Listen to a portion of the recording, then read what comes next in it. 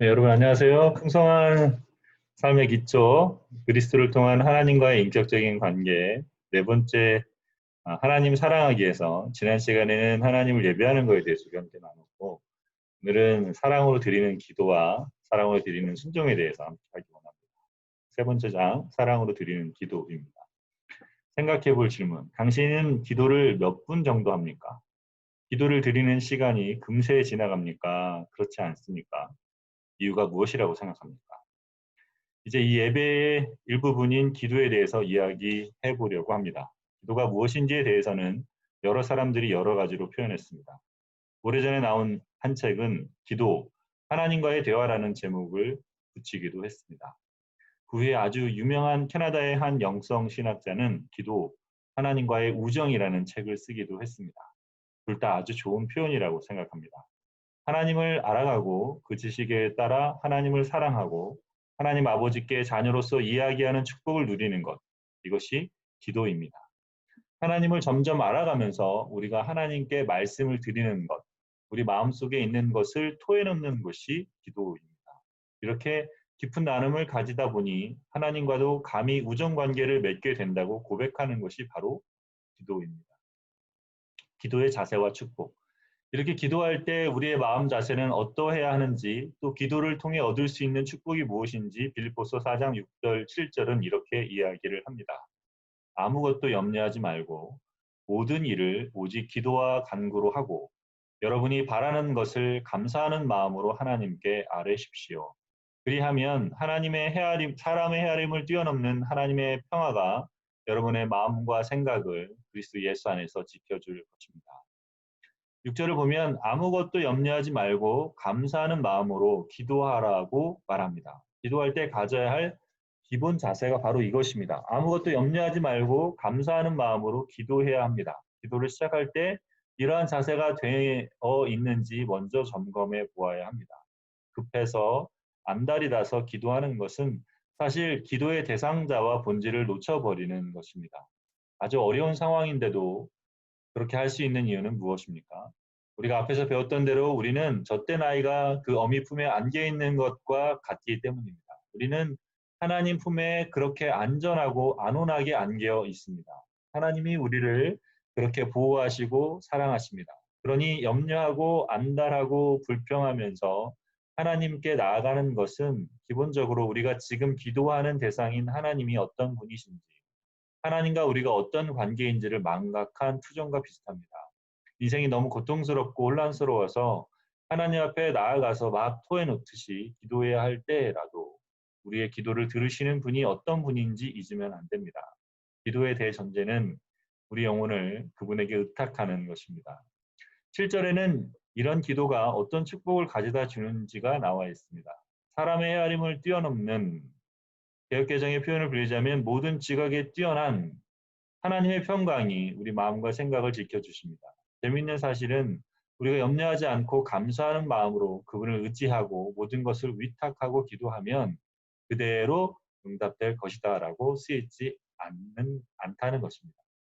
대신에 이렇게 기도하면 우리의 지각을 뛰어넘는 하나님의 평강이 우리의 생각과 마음을 다스릴 것이라고 이야기합니다.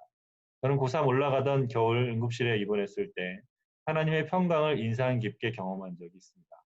1월 1일 새해를 맞아서 이제 1년 동안 정말 혼신의 힘을 다해 대입을 준비해야겠다고 다짐했는데 그날 저녁 심하게 각혈을 했습니다. 한두 달 전부터 기침을 하기는 했지만 그렇게 피를 토하니 아찔했습니다. 움직일 때마다 피가 솟아오는데 정말 놀랐습니다. 저는 가까운 대학병원 응급실로 실려갔습니다. 병원으로 떠나기 직전에 저는 손에 들어오는 작은 신구약 전설을 들었습니다. 병원에 도착해서 응급실에 실려가면서 그 작은 성경책을 붙들고 기도했습니다. 하나님, 이게 무슨 일인지 모르겠지만 하나님이 저의 생사화복을 주관하시는 분이시며 저의 아버지이신 것을 믿습니다. 제게 가장 좋은 길로 인도하실 줄 믿습니다. 휴일인데도 응급실은 환자들로 만원이었습니다. 제 오른쪽에는 화상을 입고 고통스러워하는 환자, 왼쪽에는 음독다사를 시도해서 위세척을 한 환자. 그 틈새에서 저는 여전히 쿨럭거리며 피를 토하고 있었습니다. 그런데 그때 제 마음이 그렇게 평안할 수가 없었습니다. 하나님의 평강이 제 마음을 지배해서 저를 안정시키려고 초긴장 있던 우리 가족들을 오히려 제가 침착하게 위로할 수 있었습니다. 예수를 믿은 지 3년도 되지 않은 때였지만 제 마음속에는 하나님 아버지에 대한 신뢰가 있었고 하나님은 어린 제게 놀라운 평강을 허락하셨습니다. 그때는 이 시편 9절을 몰랐지만 제 마음은 젖된 아이처럼 어머니 품에 안겨 있었습니다. 기도에 대한 오해들. 하지만 오늘날 우리는 기도를 적잖게 오해하는 것 같습니다. 먼저 우리는 보통 기도를 통해서 하나님의 응답을 끌어낸다고 생각합니다. 우리가 원하는 것은 하나님에게서 받아내는 것을 기도라고 생각합니다. 하지만 사실 이것은 이방인이 드리는 기도입니다. 어르신들 중에는 새벽이면 깨끗한 물을 떠놓고 목욕 재개하고 지성을 비는 분들이 있습니다. 지성이면 감천이라며 정성을 다합니다. 우리의 정성을 보여줘야 신이 감동해서 소원을 들어준다고 생각하기 때문입니다. 성경에서도 에베소 사람들은 크다 아데미여 외치면서 계속 소리를 지르기도 하고 엘리야와 대적한 바알 선지자들은 자해를 하기도 했습니다. 신들이 자기 사제들의 피 흘리는 모습을 보고 안 되겠다, 이제 들어줘야겠다고 생각하게 만들려고 했던 것입니다. 자신이 원하는 것을 얻기 위해서 하는 금식 기도도 때로는 하나님 앞에서 하는 일종의 단식 농성처럼 보일 때가 있습니다. 며칠씩이나 작정하고 굶으며 간절히 기도합니다. 그러니 하나님 이제 제 마음을 아시고 응답해 주세요. 하지만 이것은 그리스도인의 기도가 아니라 이방인의 기도입니다. 주님은 우리가 구하기 전에 이미 하늘 아버지께서 우리에게 필요한 것을 알고 계신다고 말씀하셨습니다. 우리는 하나님을 감동시켜서 그분에게서 응답을 끌어낼 필요가 없습니다. 그분은 이미 우리를 너무나 사랑하시는 분이십니다. 이미 우리를 완전히 받아주신 분입니다. 그런가 하면 또 보험성 기도가 있습니다. 기도를 미리미리 해놓지 않으면 하나님이 응답하시지 않는다고 생각하는 것입니다. 어렸을 때 수련행하는 길에 자동차 바퀴에 구멍이 나는 바람에 고치려 아주 애를 먹은 적이 있습니다. 그때 전도사님이 이렇게 말씀하셨습니다. 우리가 수련회를 기도를 열심히 준비했는데 사고 없이 안전하게 도착해 달라고 기도를 빼먹었습니다. 구체적으로 기도해야 되는데 이 기도를 빠뜨렸기 때문에 펑크가 났습니다. 어린 마음에 참 이상하다고 생각했습니다. 하나님은 정말 이상하신 분이구나. 기도 목록을 가만히 보고 계시다가 사랑을 위해 기도 안 했네 하면서 펑크가 나게 하는 아니 무슨 그런 하나님이 있나. 기도는 그런 것이 아닙니다. 화를 피하려 하는 것이 아닙니다. 하나님이 우리 아버지시면 아무것도 염려하지 않은 자세를 가지고 있어야 합니다.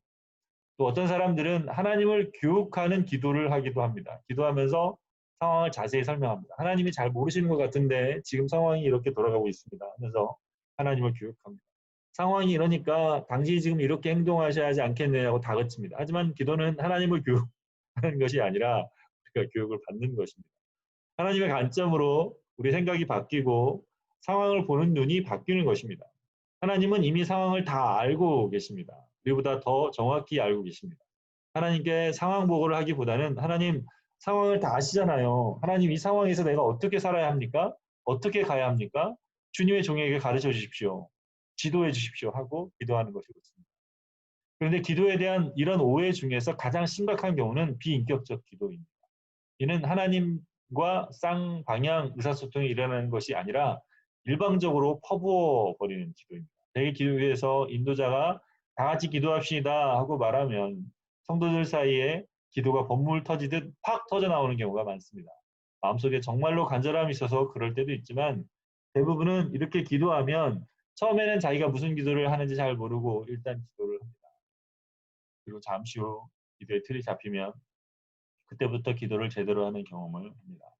기도를 배우는 초기 단계에서는 그렇게 쏟아놓은 기도도 필요할지 모르겠습니다. 하지만 기도에서 더 중요한 것은 인격적인 하나님 앞에 서는 것입니다. 우리가 지금부터 살아계신 하나님께 말씀드린다는 것, 우리의 기도를 들으실 그분께 말씀드린다는 것을 기억하며 그렇게 서는 것이 중요합니다. 물론 하나님을 향한 열정, 그동안 참아왔던 말들을 쏟아놓는 것, 또는 위기 상황에 도움을 요청하기 위해 외치는 기도가 필요할 때도 있습니다. 그러나 아무 생각 없이 무조건 큰 소리로 외치며 기도를 시작하는 것이 습관이 되어 늘 그렇게 기도한다면 그것은 좋지 않습니다. 그뿐 아니라 그렇게 쏟아내어 난 다음에 예수님의 이름으로 기도합니다 하고 기도를 재빨리 끝내버리기도 합니다. 예수님이 기도를 들으시다가 이제 나도 한마디 해줘야지 하고 있는데 예수님의 이름으로 기도합니다 하고 벌떡 일어나서 가버립니다. 이런 행동은 상대방을 전혀 고려하지 않고 자기 할 말만 하고 가버리는 것과 같습니다. 얼마나 비인격적입니다. 이런 비인격적인 기도는 마치 저와 함께 일하는 후배 사역자가 제 방에 노크도 하지 않고 들어와서 저를 살피기는커녕 자기가 하고 싶은 이야기를 실컷 쏟아붓고 나가버리는 것과 같습니다. 이제 저도 한마디 하려는데 제 얘기 다 끝났습니다 하고 상대방이 일어나 문 닫고 나가버린다고 생각해 보십시오. 저는 매우 비인격적인 대우를 받았다는 생각에 마음이 상할 것입니다. 우리 기도가 이렇지 않나요? 누구 앞에서 무슨 말을 하는지 생각도 없이 쏟아붓고 나오는 기도는 인격적이지 못합니다. 기도에는 반드시 듣는 시간이 필요합니다. 말한 만큼 듣는 시간이 필요합니다. 하나님께 말씀드리고 나서 가만히 앉아서 하나님이 우리에게 주실 말씀이 있는지 기다려야 합니다. 그리스도의 영이신 성령께서 우리에게 어떤 마음을 주시는지 기다리며 들어야 합니다.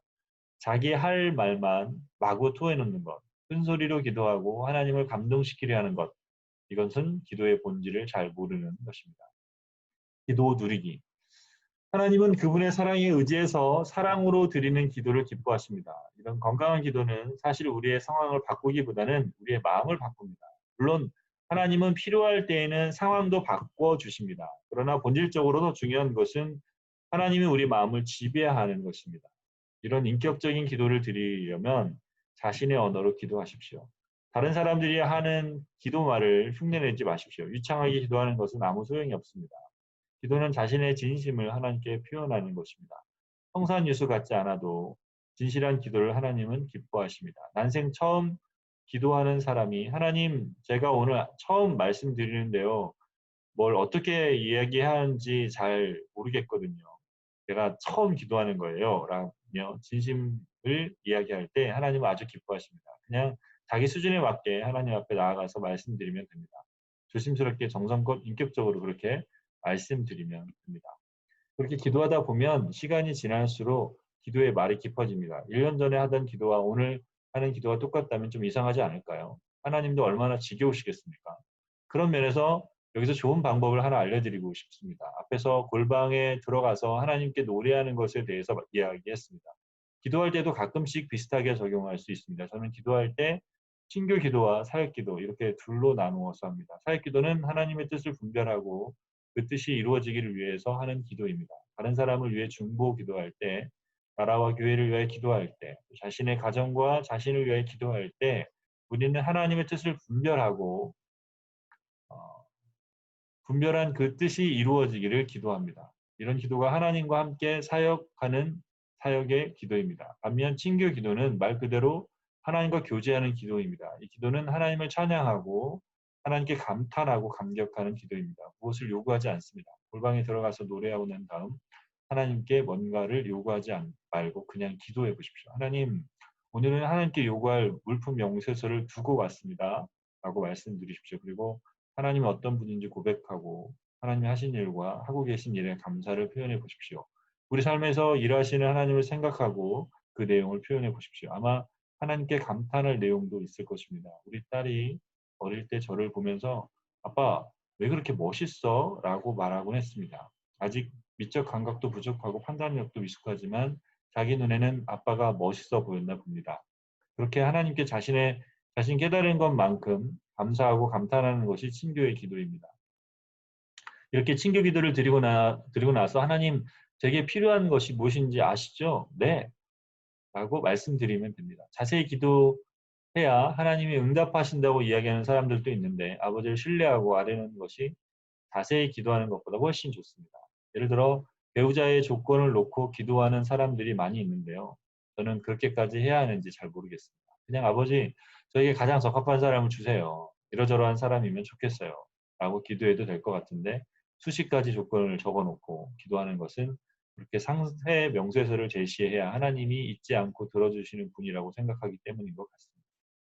그렇지 않습니다. 하나님은 그 아들과 함께 모든 것을 주기 원하시는 아버지이십니다. 그러니 이제 친교의 기도를 드리며 하나님과 깊은 사랑을 누려보십시오.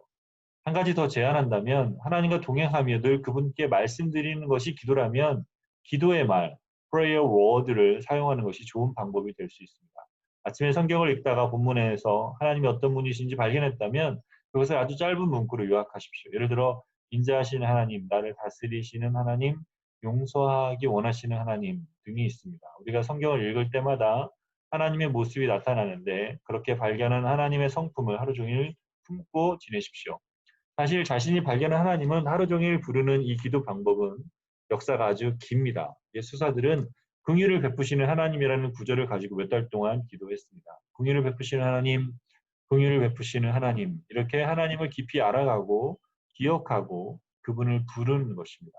이것도 아주 좋은 기도 훈련이 될 수 있습니다. 기도는 하나님의 자녀들이 갖는 놀라운 특권입니다. 우리는 기도를 통해서 하나님을 더욱 사랑하게 됩니다. 인생을 살아가면서 우리 이야기를 들어주시고 우리를 품어주시고 우리에게 새 힘을 주시는 이런 영적인 아버지가 계시다는 것이 얼마나 큰 축복입니까?